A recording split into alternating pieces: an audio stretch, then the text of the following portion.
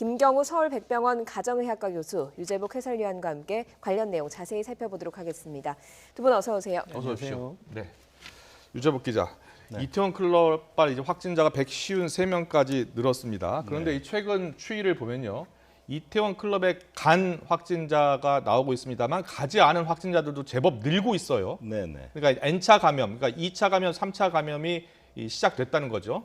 뭐 당연합니다. 왜냐하면 지금 이태원 주변을 들른 사람들이 자진 신고해서 검사를 받는 기간이 4월 26일부터 5월 6일 새벽까지입니다. 그러면 5월 6일 새벽부터 지금까지 따져보면 열흘이 넘었습니다. 네. 그러면 잠복기가 14일이라고 하더라도 지금 어느 정도 증상 발현이 빨리 나타나는, 이제 가장 왕성하게 나타나는 시기를 일주일 전으로 본다면 클럽에 간 사람들 가운데에서 확진 가능성이 있는 사람들은 이미 증상이 나왔을 가능성이 높습니다. 그렇기 때문에 저는 일단 이태원발 감염의 1차 파도는 지나가고 있다. 이제 새로운 2차 파도가 오고 있다. 그것이 2, 3차 감염, N차 감염의 위험이라는 것이죠.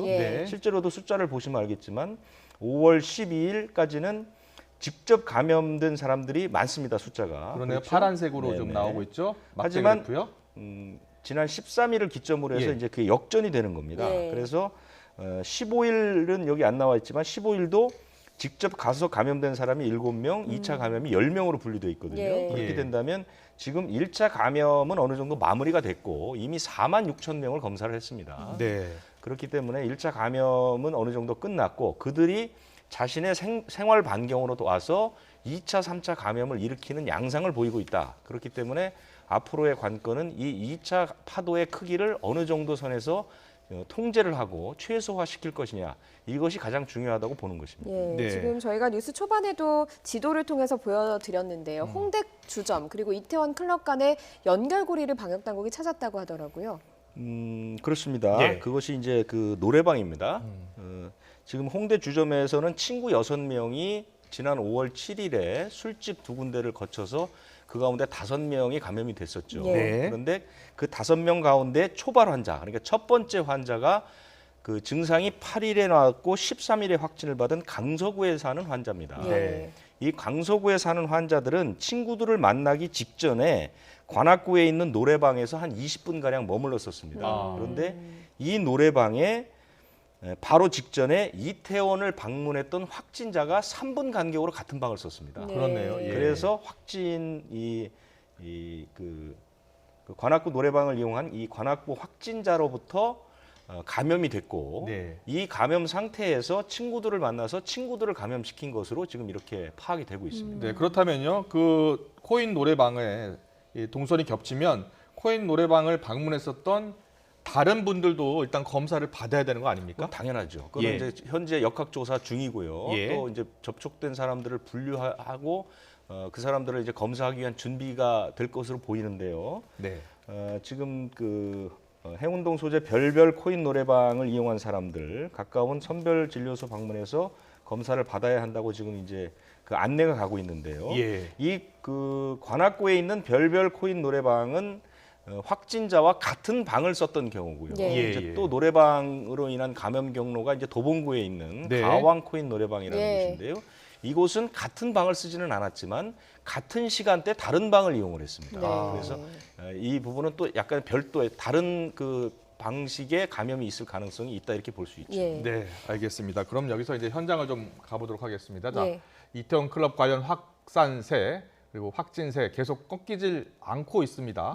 방문자와 접촉자가 지금까지 최소 153명으로 확인이 됐죠? 2차, 3차 감염자 절반 가까이 되고 있습니다. 노래방을 통한 감염 사례도 있다고 설명을 드렸는데요. 현장 2곳을 연결해서 알아보도록 하겠습니다. 네, 먼저 김다연 기자.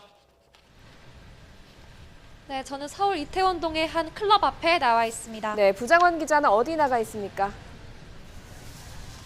네, 서울 홍대거리에 나와 있습니다. 네, 먼저 이태원 클럽 현장으로 가보겠습니다. 자, 오전 중에 이제 이태원 클럽 관련 확진자가 또 늘었죠? 네, 그렇습니다. 우선 낮 12시 기준으로 이태원 클럽 관련 확진자는 최소 153명으로 집계됐습니다. 오전 중에 5명이 는 겁니다. 이 가운데 90명은 클럽 방문을 통해 감염됐고 나머지 63명은 2차, 3차 감염 사례입니다. 도봉구에서는 노래방을 통한 3차 감염 사례가 나왔습니다. 어제 확진된 도봉구 13번 환자는 28살 남성으로 창동에 있는 코인 노래방을 방문한 뒤 확진됐습니다. 이태원 클럽 확진자와 밀접 접촉한 확진자, 그러니까 도봉 10번 확진자가 지난 7일 밤 9시 반쯤 노래방을 방문했는데 이 남성도 같은 시간대에 노래방에 있었다는 겁니다. 도봉의 12번 환자도 이런 식으로 감염된 건데 방역당국은 침방울을 통한 전파 가능성에 무게를 두고 있습니다. 화장실과 휴게실 등 공용 공간에서 접촉을 통해 감염이 퍼졌을 거라는 겁니다. 하지만 CCTV 확인 결과 세 사람이 접촉했을 만한 지점은 없는 것으로 알려졌습니다. 서울시는 노래방 환기 시스템을 통해 전파됐을 가능성이 있다고도 설명했습니다.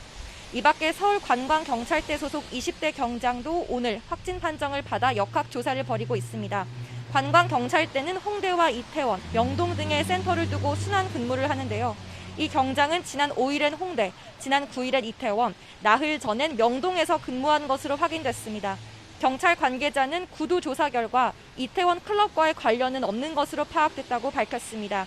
이태원 클럽에서 나온 첫 감염자가 다녀간 킹과 퀸 등 클럽 5곳을 제외한 메이드 등 이태원의 다른 클럽에서도 추가 확진자가 나오고 있습니다. 서울시는 클럽 방문자의 자발적 검사를 위해 만여 명에게 문자를 발송했다며 오늘부터 주말까지 경찰청과 합동으로 단란 주점 등 유흥업소 집중 점검에 나선다고 밝혔습니다. 네, 다음은 홍대 거리로 가보겠습니다. 부장원 기자, 그동안 홍대 주점 확진자들의 감염 경로가 분명치 않았는데 이태원 클럽과의 감염 연관성이 드러났다고요. 네, 이곳 서울 서교동 한신포차에 들렀던 일행 6명 가운데 5명이 지난 12일과 13일 잇따라 확진 판정을 받았죠. 그런데 그동안 정확한 감염 경로는 확인되지 않았었는데 서울시 역학조사 결과 이태원 클럽발 집단 감염에서 파생된 N차 감염 사례로 확인됐습니다. 접점은 서울 관악구의 한 코인 노래방이었습니다.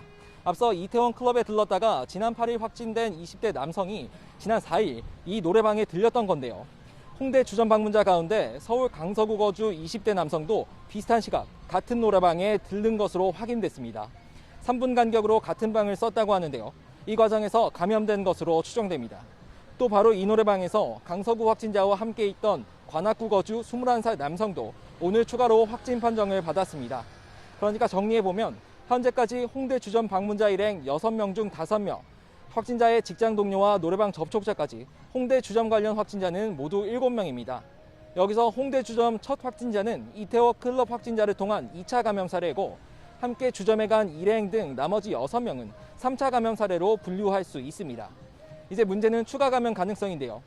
이들 일행은 이곳을 방문해 1943 홍대점도 함께 방문했습니다. 역학조사 과정에서 동선 공개가 늦어졌고 확진이 나온 뒤 사흘째인 어제가 돼서야 문을 닫았습니다. 조치가 늦어진 탓에 그 사이 감염이 더 퍼졌을 우려도 제기되는데요. 서울시는 해당 주점의 CCTV와 카드 결제 내역을 통해 손님 명단과 접촉자를 파악하고 있습니다.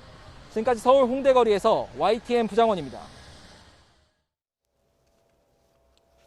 네, 인천 초등학생 사례부터 좀 살펴보도록 하겠습니다. 자, 직업을 속인 학원 강사를 통해서 이제 확진 판정을 받은 2차 감염, 네. 또 3차 감염까지 나타나고 있어요. 그렇습니다. 과외를 한 학생, 그 학생이 감염됐는데 그 학생이 다녔던 그 학원, 네. 그 학원에 초등학생이 또 감염이 됐다면서요? 그렇습니다. 이제 학원에서 학원 안에서 감염된 사례인데요. 예. 사실은 학원도 밀접 접촉 시설로 분류가 됐기 때문에 그 사회적 거리두기 기간 동안에는 입구에서 발열 검사를 하거나 또 좌석 배치를 떨어뜨리게 한다거나 마스크를 쓰거나 이런 것들이 가능한데요.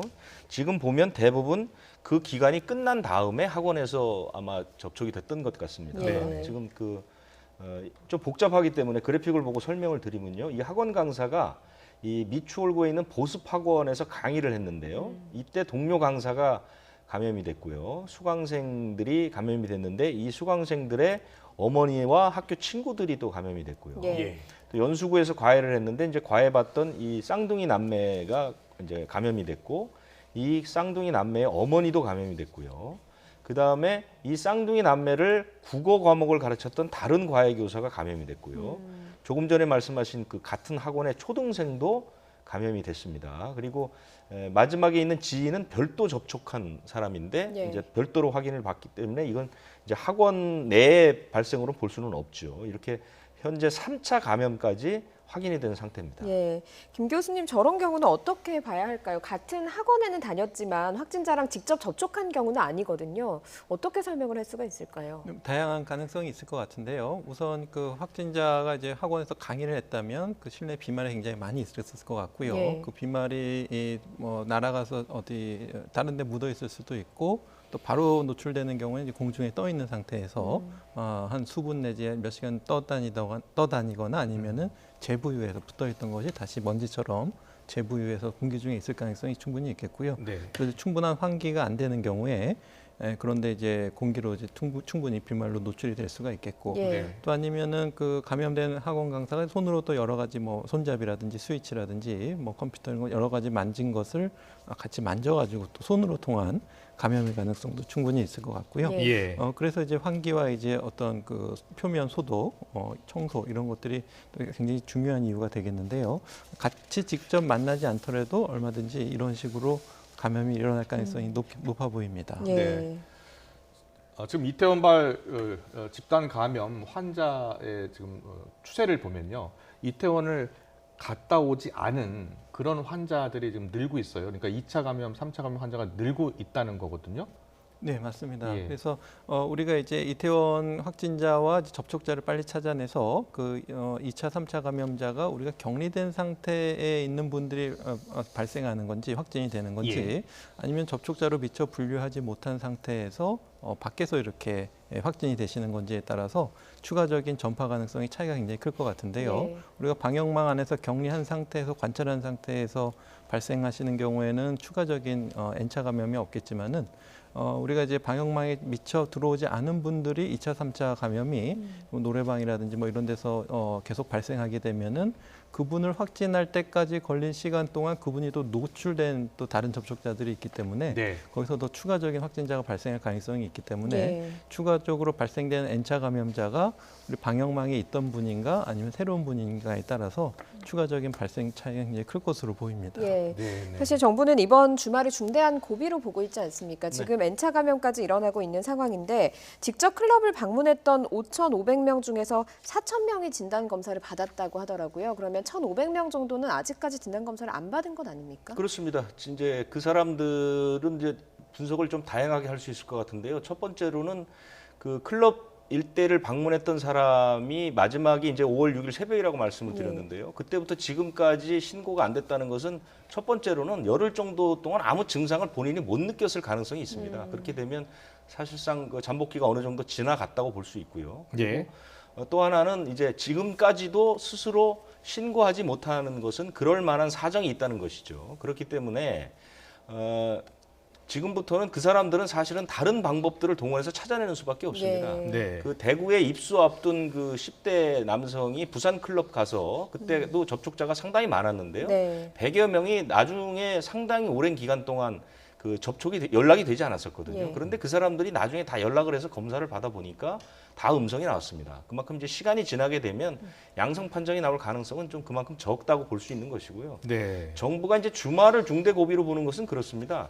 지금 2차 감염 양상이 본격적으로 드러나는 시점에서 다시 이제 주말을 맞았거든요. 네. 지금 계절을 보나 어떤 날짜를 보나 주말에 좀 상당히 이동량이 많을 수 있거든요. 예. 실제로 조사를 해보니까 2월 말쯤 그러니까 코로나19가 상당히 비상 사태였을 때 그때 이동량을 살펴보니까 지난해 같은 기간에 50%를 약간 넘겼습니다. 그러니까 절반 정도가 줄었죠.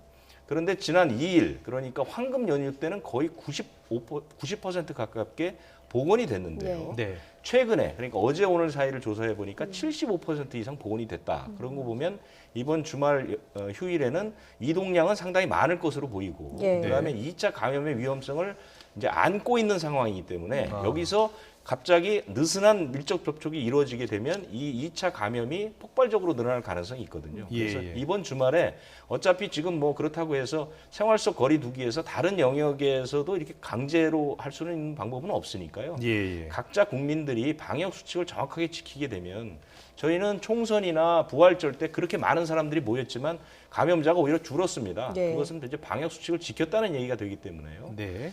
수칙만 잘 지킨다면 이번 주말을 무사히 보낼 수 있지 않을까 그렇게 생각합니다. 네.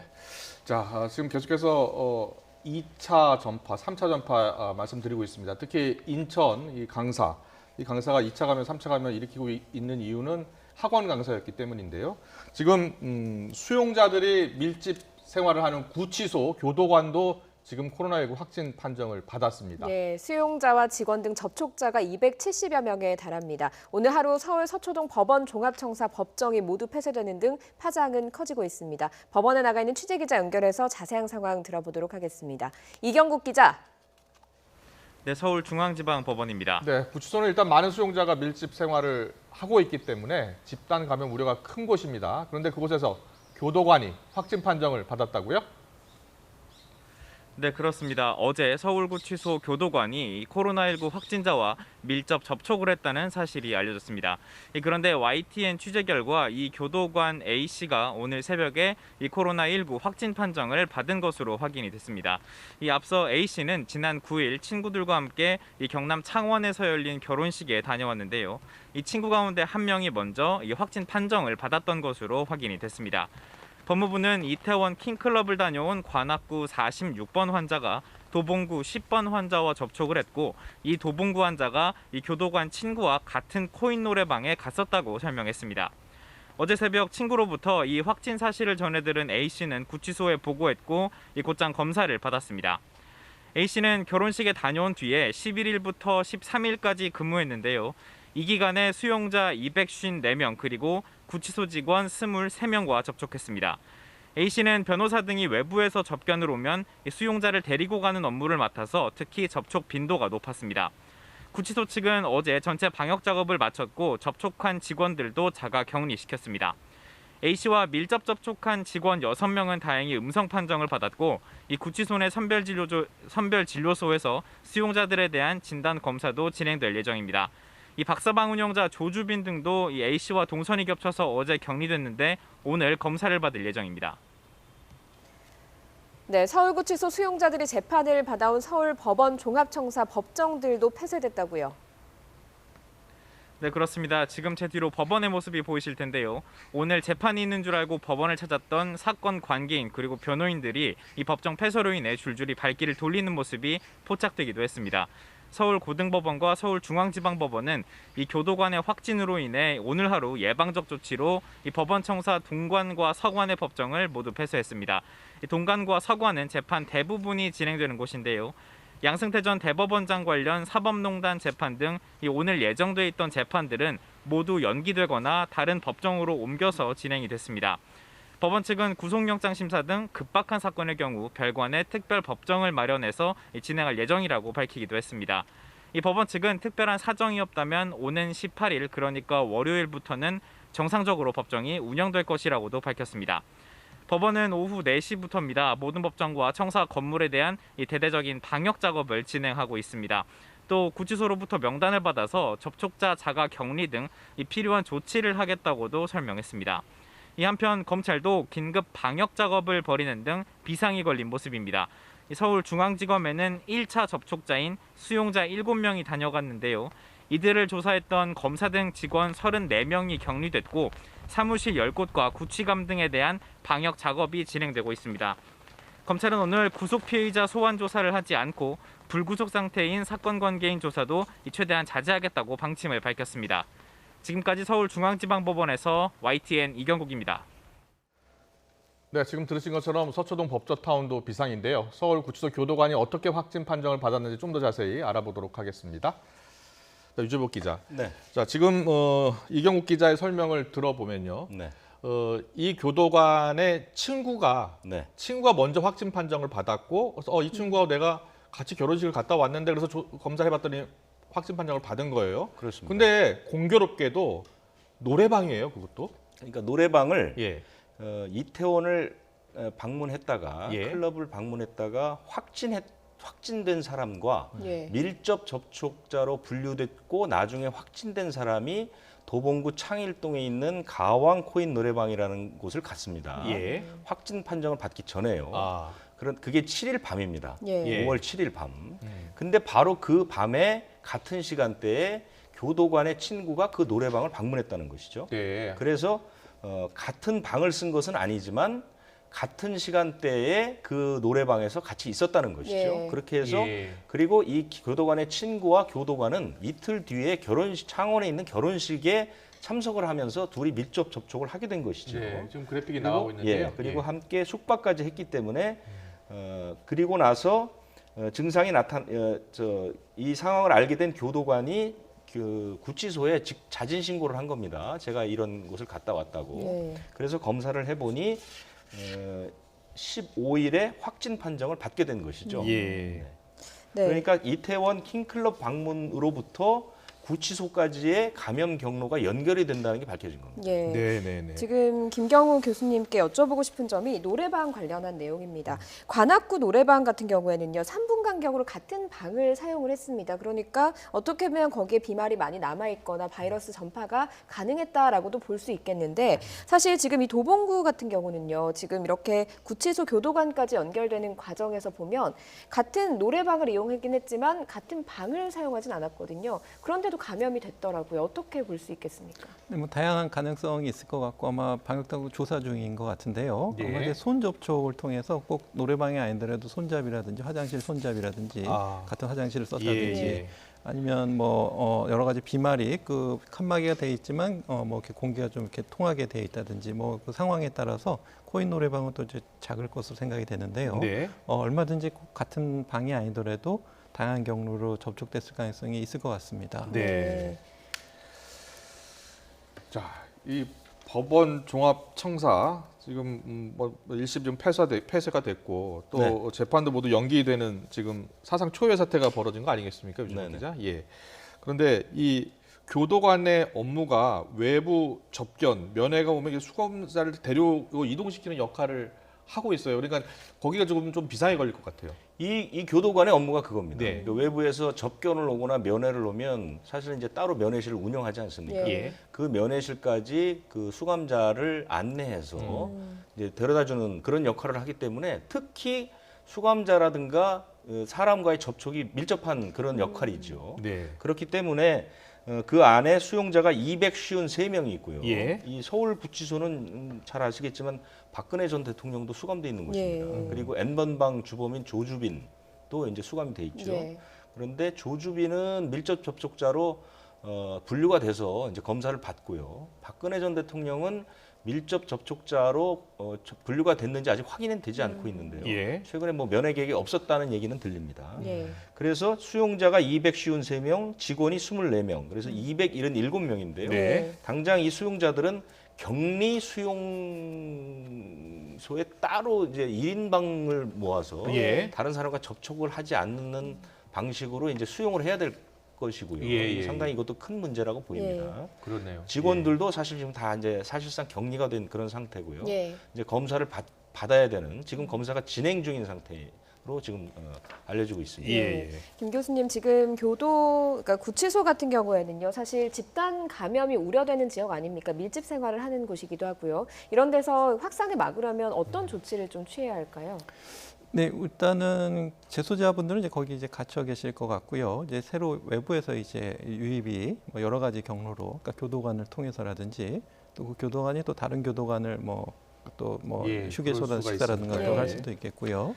또 아니면 뭐 교도관 이외에도 뭐 출입하는 뭐 다양한 사람들이라든지 면회객이라든지요. 아니면 또 신규 재소자가 또 이렇게 바이러스 잠복기에서 또 증상은 없지만 예. 잠복기 상태에서 입소해서 같이 나중에 발현된다든지 여러 가지 가능성이 있을 것 같은데요. 네. 네. 그래서 일단은 뭐 적절한 풀링 검사를 집합 검사를 좀 주기적으로 한다든지 또 뭐 신규 재소자는 바로 이렇게 다인실 사용하지 않고 좀 별도의 공간에서 2주 정도 있으면서 나중에 한번 검사를 하고 다시 네. 한다든지 뭐 또 교도관들도 정기적으로 검사를 한다든지 좀 다양한 방법들을 좀 고안해봐야 될 것 같습니다. 예. 네. 자, 이태원 클럽발 지금 집단 감염이 곳곳으로 좀 퍼지고 있는데요. 자, 군 사이버 사령부에 근무했던 그 하사 네. 생각나시죠? 이 하사와 접촉한 인물들 가운데 그동안 음성 판정을 받았다가 이후에 양성 판정을 받는 사례가 계속 나오고 있어요. 그렇습니다. 이제 새로 또 한 명이 1차 때는 음성이 나왔고 이번에 양성이 나와서 4명이 예. 음성 판정 뒤 양성 판정을 받았죠. 그래서 그 군에서는 어떤 군이라는 특성 때문에 사이버사의 전 그 병사를 3일 간격으로 검사를 계속하고 있습니다. 예. 한 번만 하고 만 것이 아니라서 네. 다행히 이렇게 양성자들이 나오게 됐죠. 그래서 5월 2일에 클럽에 간 하사를 통해서 접촉한 병사, 같이 식사한 하사 이런 식으로 해서 벌써 확진자가 10명이 됐습니다. 네. 이쪽만. 예. 그리고 이태원 클럽발로 또 하나는 그 용인에 있는 육군 직할부대 대위가 이태원 클럽을 갔다가 확진이 됐고 접촉한 중위가 접촉을 했죠. 저 확진 판정을 받아서 예. 이태원과 관련된 군 감염자는 12명으로 늘어났습니다. 예, 지금 음성 판정을 받았다가 양성 판정을 받은 사례가 또 하나 더 있더라고요. 네. 네, 지금 20대 외손자가 외할머니를 감염시켰었고 그 당시에 부모님이 검사를 받았었는데 당시에는 음성이 나왔던 아버지가 이번에 또 양성 판정을 받은 사례가 있더라고요. 그렇습니다. 이 5월 그 연휴 동안에 외손자가 이태원 클럽을 다녀왔고 그리고 5월 7일에 서울에서 외할머니와 그다음에 이제 아버지 어머니 이렇게 해서 같이 식사를 했는데요. 네. 할머니 그러니까 84살 할머니는 11일에 양성 판정을 받았죠. 예. 왜냐하면 외손자가 양성 판정을 받은 뒤에 전 가족이 검사를 했습니다. 네. 그때 아버지는 음성이 나왔죠. 음성이 나와서 자가격리에 들어갔는데 그리고 나서 증상이 나타나진 않았지만 한 번 더 검사를 받자고 해서 사흘 뒤에 검사를 받았는데 이제 양성 판정이 나온 예. 것이죠. 네. 그러니까 이 사람도 음성 뒤 양성으로 나왔는데 문제는 이 아버지가 자가격리 기간 동안 한 번도 격리돼 있었던 적이 없습니다. 네. 밖에 나가서 뭐 직장을 다니거나 친척집도 방문하고 이런 식으로 해서 네. 이제 큰 문제가 되고 있죠. 지금 네. 화면에 나오고 있는데 A 씨가 아들 그리고 장모님이 이제 감염이 됐는데 본인은 이제 음성이 나오니까 계속 돌아다닌 거예요? 그렇죠? 자가격리 대상입니다. 그래서 밖으로 나갈 수가 없는데 예. 그렇죠. 전화를 하면 집에 있다고 거짓말을 하고 그리고 나서 이 사람이 이제 직장도 다녔습니다. 예. 건설 현장에 가서 일도 하고 네. 약국이나 마트도 다니고 그다음에 친척집도 방문하고 네. 이런 식으로 여러 군데를 돌아다녔기 때문에 이 자치단체에서 아마 고발을 검토 중인 것으로 좀 알고 있습니다. 김경우 교수님, 일단은 지금 이 사례도 그렇습니다만 음성이 나왔다고 해서 돌아다니면 안 돼요. 그렇죠? 자가격리 대상자잖아요. 적어도 2주 동안은 자가격리를 해야지만 왜냐하면 이렇게 추후에 음성에서 양성 판정받는 사람이 많기 때문이죠. 맞습니다. 바이러스가 들어온 다음에 바로 감염시키는 것이 아니고 체내에서 이제 복제와 번식을 하면서 바이러스 양이 어느 정도 올라갈 때 이제 열이 난다든지 증상이 생기고요. 예. 증상이 생긴 다음에는 물론 감염력이 있지만 문제는 증상이 생기기 전에 하루 이틀 전에도 충분한 감염력이 있기 때문에 예. 이분 같은 경우에 만약에 10일 날 열이 났다고 한다면 그 전전날인 10일이나 12일에 충분히 감염시킬 가능성이 있기 때문에 예. 만약에 10일이나 11일 이때 자가격리를 좀 위반하시고 여러 사람을 접촉했다면 충분히 다른 전파 감염성이 충분히 높은 상황이라서 이렇게 접촉자로 분류되신 분들은 철저한 그 자가격리 수칙을 지켜주셔야 합니다. 예. 네네. 접촉자로 분류된 분들의 뭐 자가격리도 중요하지만 사실 지금까지 상황을 보면 도대체 어디까지 전파가 된 건지 알 수가 없는 상황이란 말이죠. 그런데 문제는 내일이 주말입니다. 이럴 때 좀 많은 곳으로 나갈 사람들이 많을 것 같은데 어떻게 뭐 해야 할지 좀 당부를 해주신다면요. 네, 지금 이태원 발 사건처럼 이제 한두 명의 어떤 감염원이 증폭 집단을 만나면 이렇게 대규모 감염이 생길 수가 있거든요. 네. 또 지금 방역망에서는 확진자를 찾고 접촉자를 찾아서 격리를 시키고 또 격리를 시키고 해서 더 전파를 안 하도록 하고 있는데 지금 보면 방역망에서 빠져나간 사람들이 계속 방역망 밖에서 증상이 생겨서 확진을 받고 이런 사태가 생기고 있거든요. 그래서 지금 아직 우리가 모르는 증상이 생기기 직전에 무증상 상태에서 감염력이 있는 사람들이 얼마든지 있을 가능성이 많고요. 네. 그런 분들을 이런 주말에 여러 명이 모이는 이런 다중 밀집 시설에 만나게 되시면은 충분히 감염되실 가능성이 충분히 많거든요. 네. 그렇기 때문에 가급적 다중 밀집 시설은 방문하지 말아 주셔야 되겠고요. 네. 특히 이제 개인 방역 수칙, 마스크나 손 씻기, 거리두기 이걸 철저히 지켜 주셔야 되겠고 예. 네. 또 증상이 의심되시면은 빨리 선별 검사를 통해서 확진 여부를 확인하시는 것이 좋겠습니다. 예. 네. 자, 이태원 클럽을 다녀오지 않은 그런 분들도 지금 확진 판정을 받고 있습니다. 학원, 노래방, 술집을 통해서 감염이 네. 되고 있고 또 확진 판정을 받기 직전에 보면 마트, 병원, 뭐 건설 현장 막 다니고 있습니다. 네네. 그러니까 사실 이번 주말에 가능한 또 우리가 지금 생활 속 거리두기를 하고 있습니다만 네. 가능한 외출을 자제하는 게 좋을 것 같고요. 또 외출을 하더라도 꼭 마스크를 쓰고 일단 방역을 철저히 해야 될 것 같은데요. 그렇습니다. 지금 그 조금 전에 말씀하셨던 2차 감염이 일어나는 장소들의 특징은 네. 이태원발 감염이 일어난 뒤 당국에서 신속하게 행정명령을 내려서 지금은 다 문을 닫은 상태입니다. 예. 아시겠지만 유흥주점이라든가 노래방, 그다음에 학원도 어제 오늘부터 고강도 사회적 거리두기의 준칙으로 돌아갔습니다. 그렇기 네. 때문에 이제 이른바 이제 밀접 접촉을 통한 감염이 용이한 곳은 사실상 어느 정도 문을 닫았다고 볼 수 있는 것이고요. 예. 그렇다고 해서 우리가 지금 이번 주말에 강원도나 이런 휴양 시설에 뭐 예약이 다 이제 찼다고 하지 않습니까? 그러니까 어쨌든 지금 우리는 생활 속 거리두기 준칙 아래에 있습니다. 그렇기 예. 때문에 이제 뭐 외출을 하지 말라고 이제 권유하는 것까지는 가능하나 외출을 하지 말라고 할 수는 없는 것이고요. 예. 더 중요한 것은 여러 차례 말씀드리지만 개인 방역 수칙을 제대로 지키면 절대로 환자가 늘어나지 않습니다. 우리는 그런 경험을 하지 않았습니까? 그렇기 때문에 지금 와서 뭐 이런 식당이라든가 뭐 체육시설, 영화관을 다시 고강도 사회적 거리두기로 돌아간다기보다는 예. 각각 지금부터는 개인의 개인 수칙 세 가지를 기억하시면 되죠. 네. 마스크, 손 씻기, 거리두기. 네. 세 가지만 잘 지키시더라도 사실상 감염의 위험은 상당히 줄일 수 있지 않나. 이런 식으로 해서 우리가 생활 속 거리두기를 정착해 나가야지 지금 다시 뒤로 돌아간다는 것은 사실은 피해가 상당히 너무 많다고 이렇게 판단이 됩니다. 예, 전문가 입장에서도 생활 속 거리두기를 뭐 조금 더 강화된 거리두기로 바꿔야 한다 이런 지금 시점은 아닐까요?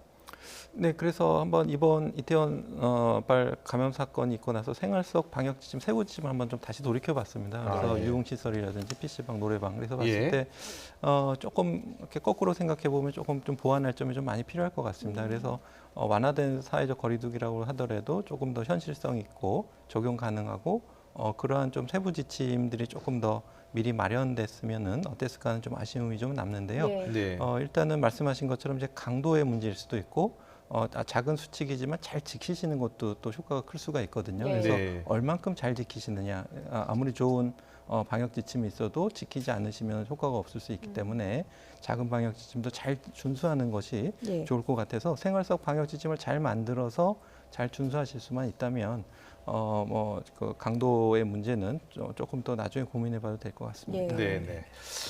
유재복 기자, 그리고 이 재난지원금 사실은 이제 지급이 되기 시작했잖아요. 그래서 네네. 재난지원금 받고 주말에 이제 지역 상권 또 뭐 외식도 가고 또 쇼핑도 하시는 분들이 있으실 것 같아요. 네네.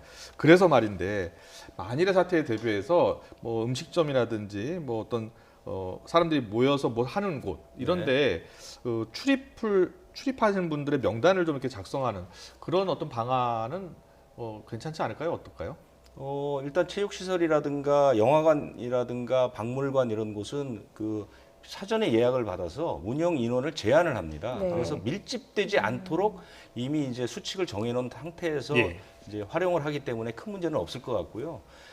사실 이 명부를 작성한다는 문제가 우리가 식당에 밥을 먹으러 갔는데 자기 이름을 적고 밥을 먹게 된다면 사실 그것이 어느 정도 누구까지가 감당할 수 있을지에 대한 것은 사실은 이제 국민의 여론을 좀 살펴볼 필요가 있다고 예. 저는 보고요. 예. 문제는 이런 겁니다. 홍대에 있는 주점들이 전부 일반 음식점으로 분류가 됐기 때문에 사람들의 명부도 없고 이제 동선 파악도 전혀 안 돼서 사실은 문을 닫은 게 한참 뒤가 됐거든요. 이런 네. 문제들은 있는 겁니다. 그렇기 때문에 이런 부분들도 사실은 아주 세세하게 점검할 때가 됐다. 네. 그래서 술을 팔거나 밀접 접촉이 일어날 수 있는 가능성이 있는 곳, 이런 곳들은 또 이 명부 문제를 어떻게 할 것인가, 이런 네. 것들이 처음에 우리가 생활 속 거리두기 수칙을 만들었을 때 저희가 같이 논의했던 것이 너무 세세한 부분까지 꼼꼼하게 챙기는 게 좀 부족한 것 같다는 말씀을 여러 번 예. 드렸거든요. 이해관계의 충돌이나 이런 것들이. 그래서 지금이라도 발견됐을 때 이런 부분에 대한 국가 어떤 같은 여론 또는 뭐 이런 뜻을 모으는 이런 예. 작업들을 좀 해야 될 것 같습니다. 네. 네. 김경호 교수님은 어떻게 생각하세요? 예, 맞습니다. 그래서 사실은 우리가 이제 완화를 한다고 했을 때 언제든지 이런 재유행 가능성이 있거든요. 예. 그렇기 때문에 재유행을 빨리 얼만큼 찾아낼 수 있을 것인가, 그리고 재유행이 있을 때 우리가 접촉자를 얼만큼 빨리 찾아내서 격리를 할 수 있을 것인가, 이런 준비를 한 상태에서 좀 완화를 했어야 하는 아쉬움이 있는데 네. 우리가 부산의 클럽 같은 경우에도 그 방명록이 좀 부실해서 또 추적이 좀 어려웠던 점이 있지 않았습니까? 예. 그래서 우리가 좀 방명록을 좀 완벽하게 좀 더 꼼꼼하게 할 수 있는 방안을 좀 보완을 했었어야 하는 아쉬움이 있고요. 예. 두 번째는 학원 강사가 어떤 동선을 숨긴 것에 대해서 저희가 이제 기억하시면 키역 트렌드라 그래서 네. 본인이 프리랜서라고 속인 적이 있었는데 그 직업을 이렇게 속인 것에 대해서 우리가 본인의 진술만 믿고 동선을 확인하는 것이 아니라 그 동선을 재차 2차 확인할 수 있는 백업을 빨리 할 수 있는 예. 그런 동선 파악할 수 있는 것을 같이 준비해서 만약에 확진자가 발생했을 때 거짓말에 상관없이 그분의 동선을 빨리 추적할 수 있는 이런 시스템을 좀 보완해야 할 것 같습니다. 네, 알겠습니다. 완치된 사례 중에 오늘 국내 최고령 환자가 퇴원하는 사례가 있었습니다. 이 네. 사례도 좀 소개를 해주시면 좋을 것 같습니다. 이 할머니가 이제 104살 할머니인데요. 입원한 지가 한 8년 정도 됐죠. 그러니까 지난 2012년부터 그 경북 경산에 있는 서린 요양원에서 이제 입원 생활을 하셨죠. 예. 그랬는데 지난 3월 8일에 양성 판정을 받았고 그래서 3월 10일에 포항의료원에 이송이 되셨습니다. 그러니까 3월 10일부터 2달 넘게 예. 그 포항의료원에서 진료를 받으신 것이죠. 그런데 여러 번 어려운 그 상황이 있었죠. 네. 그래서 뭐 장염도 발생했었고요. 또 혈압 같은 것도 많이 떨어지고 그래서 그 인공호흡기도 치료를 받았고 예. 그다음에 그 이분은 이제 움직이질 못하기 때문에 뭐 대소변이라든가 이런 것도 힘들었고 이제 욕창 같은 그 움직이지 못하는 환자들이 욕창 예. 고생을 많이 예. 하거든요. 이제 이런 것들도 했는데 이분이 이제 검사를 12번을 받으셨어요. 그것이 뭐냐면 이제 9번까지 검사가 전부 양성이었다가 9번째 음성이 한 번 나왔습니다. 그런데 한 번만 음성이 나온다고 퇴원하는 게 아니지 예. 않습니까? 예, 예. 그래서 10번째 검사를 받았는데 또 양성이 나왔고 그러다가 이제 지난 13일하고 14일에 2번 연속 음성이 나와서 퇴원을 하게 됐죠. 예. 어찌 보면 참 그 의료진들이 엄청나게 고생을 했겠구나 네. 이런 생각이 듭니다. 예. 네, 그렇군요. 김경 교수님, 이 할머니 환자의 경우는 참 어렵게 고생해서 완치되셨다니까 정말 다행인데요. 다른 완치자 같은 경우에는 상당히 고생을 많이 했대요. 그런데 이 젊은 환자들도 뭐 체중이 뭐 많이 줄고 우울증도 겪고요. 그런데 어떻습니까? 이 코로나19가 사람마다 좀 증상이 다르게 나타나나 보죠? 네, 그렇습니다. 일단은 뭐 호흡곤란도 물론 힘든 증상이지만 우리가 흉막을 침범했을 때 이제 또 통증이 또 올 수가 있거든요. 네. 가슴에 통증이 날카로운 통증이 또 오실 수가 있다든지 예. 또 증상이 다양할 수 있고 또 격리 시설에 이제 갇혀 계셔야 되는데 하루 이틀이 아니라 뭐 4주 이상씩 거기 갇혀 계셔야 되니까요. 네. 예, 굉장히 그 면회도 잘 안 되고 특히 할머니 같은 경우에도 가족 면회를 못해서 이제 또 우울해하셨다는 소문도 있는데요. 네네. 그래서 어떤 그런 그 고립감에서 오는 우울증이라든지 예. 또 어떤 체중 감소 같은 경우에도 어떤 병 자체로 인해서 발열이라든지 염증성 질환 때문에 소모성 질환으로 인해서 체중이 빠질 수도 있지만 어떤 식사라든가 아니면 우울증 자체도 또 체중이 빠진다든지 수면 장애가 또 동반될 수가 있겠고요. 예. 그래서 다양한 또 기저질환이 또 있으신 분들 같은 경우에는 그 기저질환이 어떻게 조절되느냐에 따라서 또 다를 수가 있겠고요. 예. 다양한 상황에서 다를 수가 있겠고 또 이제 때로는 어떤 그 감염자에 대해서 저희가 또 이제 비난과 또 좀 낙인의 시선을 또 보내는 경우가 있는데 네. 그러한 것들이 계속 또 좀 스트레스가 또 될 수가 있겠고 특히 또 가족을 감염시켰다는 어떤 자책감이라든지 다양한 상황에 따라서 심리적인 압박이나 부담감도 많을 것 같고요. 네. 우선 또 많이 활동을 못하고 오래 누워 계셔야 된다는 것 때문에 예. 많이 근 감소도 오고 여러 가지 심혈관계 적응도 많이 떨어질 것으로 예상이 됩니다. 네. 어쨌든 고생 끝에 이제 퇴원은 하셨지만 재확진 사례도 많이 나오고 있고 주의할 점들도 좀 많을 것 같습니다. 코로나19에 걸렸다가 퇴원한 이후에 좀 지켜야 할 수칙들도 있다면 좀 정리를 해주시죠. 네, 그래서 만성 질환이 있으신 분들은 계속 잘 관리를 하셔야 되겠고요. 간혹 그 만성 질환자 중에 퇴원하셨다가 코로나는 음성이 나왔는데 또 사망하시는 경우도 간혹 있으셨는데요. 아. 예, 그렇습니다. 예. 심장이 안 좋으셨던 분이라든지 아, 예. 물론 이제 그분의 사망도 코로나는 음성이지만 코로나와 관련된 사망으로 분류를 하신 적이 있는데요. 네. 그것처럼 이제 기저질환 코로나는 나았는데 기저질환이 더 악화돼서 더 나빠지실 수가 있기 때문에 가지고 있는 기저질환을 잘 관리하셔야 되겠고요. 예. 또 이제 경증이라고 하시더라도 경증으로 완치되셨던 분이라고 하더라도 여러 가지 스트레스 같은 것들을 어떻게 극복할 수 있는가. 스스로 좀 불안감이나 스트레스, 차별에 대한 시선을 불편해하실 수가 있기 때문에 그럴 때는 혼자서 해결을 하려고 하지 마시고 국가 트라우마 센터라든가 심리 지원 센터가 있기 때문에 네. 1339를 통해서 적절한 심리 지원이라든지 이런 것들을 받고 필요한 게 약물 치료도 도움이 되실 수가 있거든요. 받으시고 또 일상으로 복귀하는 데 있어서 좀 최대한 노력을 하시는 것이 필요할 것 같습니다. 네. 네, 이번 주 주말이 또 중대 고비, 최대 고비다라고 방역 당국이 보고 있습니다. 외출을 할 수밖에 없는 상황이라면 생활 속 방역 수칙, 마스크 쓰고 또 손 씻고 또 거리 두기 꼭 이 세 가지 실천해서 이번 고비를 잘 넘겼으면 좋겠습니다. 지금까지 김경호 서울백병원 가정의학과 교수님 그리고 유재복 해설위원이었습니다. 잘 들었습니다.